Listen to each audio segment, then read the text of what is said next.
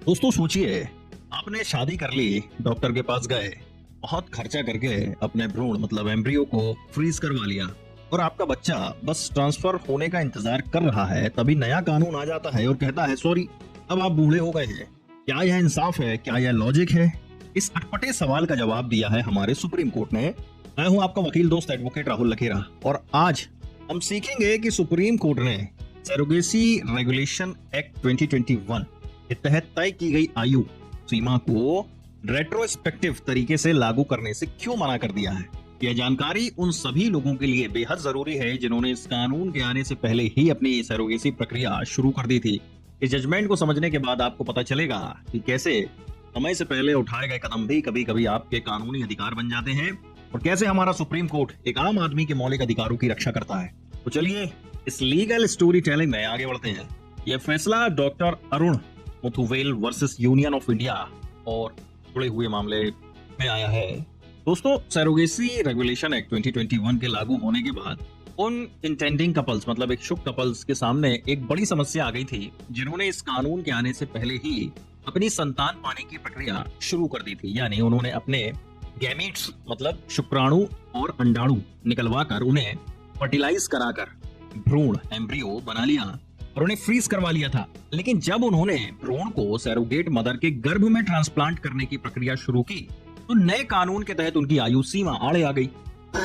तो कानून की आयु सीमा क्या है? देखो, धारा 4(3)(c)(1) के तहत इच्छुक महिला की उम्र 23 से 50 साल और इच्छुक पुरुष की उम्र 26 से 55 साल के बीच होनी चाहिए। क्योंकि इन कपल्स की उम्र इस सीमा से अधिक हो चुकी थी इसलिए उन्हें पात्रता प्रमाण पत्र मतलब एलिजिबिलिटी सर्टिफिकेट नहीं मिल रहा था।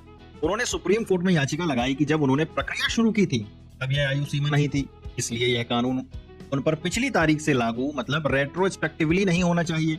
अब इस पर कोर्ट के फैसले के मुख्य बिंदु समझें।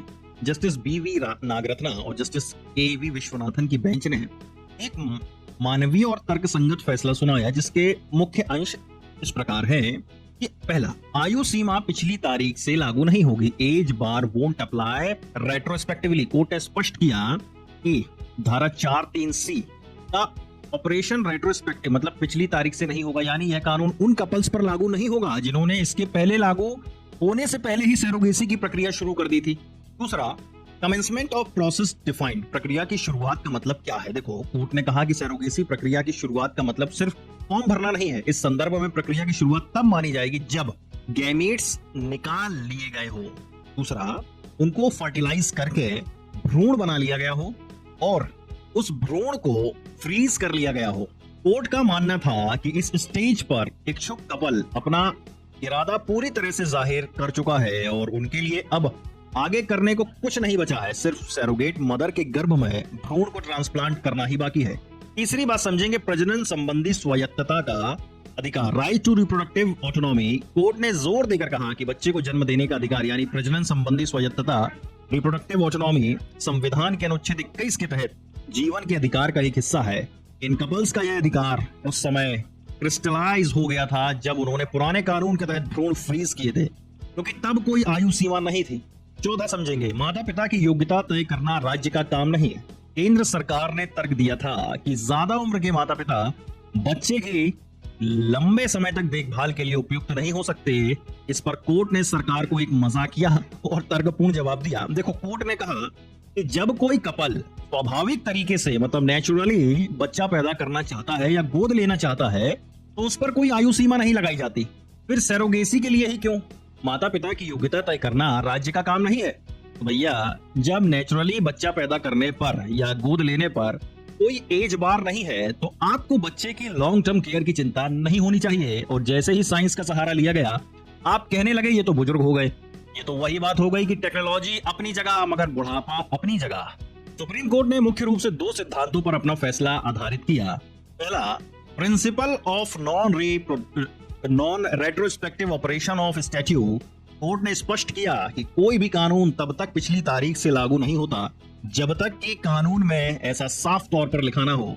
यदि किसी कानून को पिछली तारीख से लागू किया जाता है तो यह उन लोगों के मौलिक अधिकारों का हनन करता है जिन्होंने पुराने कानून के तहत कोई अधिकार अर्जित कर लिया था। यहाँ कपल्स ने पुराने कानून के तहत अपने राइट टू सरोगेसी को भ्रूण फ्रीज करके हासिल कर लिया था। इस अधिकार को नए कानून के आयु सीमा प्रबंध से छीना नहीं जा सकता। अनुच्छेद 21 जीवन और व्यक्तिगत स्वतंत्रता का अधिकार, right to life and personal liberty, यह सबसे महत्वपूर्ण तर्क था जो कि सुप्रीम कोर्ट के द्वारा दिया गया। अनुच्छेद 21 प्रत्येक नागरिक को जीवन और व्यक्तिगत स्वतंत्रता का अधिकार देता है।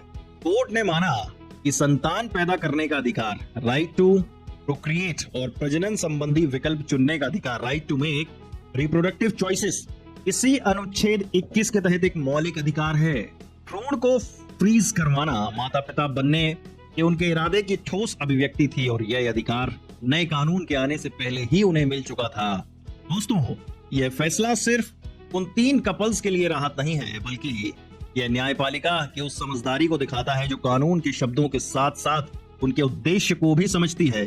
सैरोगेसी एक्ट 2021 का मुख्य उद्देश्य कमर्शियल सैरोगेसी को रोकना और सैरोगेट मदर का शोषण रोकना है, ना कि नेक इरादे वाले कपल्स को संतान सुख से वंचित करना। इस केस से हमें यह सीख मिलती है कि कानूनी प्रक्रिया को सही समय पर शुरू करना कितना जरूरी है। इन कपल्स ने कानून आने से पहले ही अपनी प्रक्रिया का महत्वपूर्ण चरण भ्रूण फ्रीज पूरा कर लिया था, जिससे उनका कानूनी अधिकार सुरक्षित हो गया। अपने अधिकारों के लिए लड़ना। मगर मैं आपको ये बात बता दूं कि अगर आपको लगता है कि कोई नया नियम आपके पुराने अधिकार को छीन रहा है, तो आपको न्यायिक उपचार, जुडिशियल रेमेडी के लिए कोर्ट जाना चाहिए। तो दोस्तों, यह था सैरोगेसी एक्ट पर सुप्रीम कोर्ट का बेहद जरूरी फैसला, जिसने साबित कर दिया कि कानून की किताब में हर समस्या का समाधान है, बस पढ़ने वाला नजरिया सही होना चाहिए।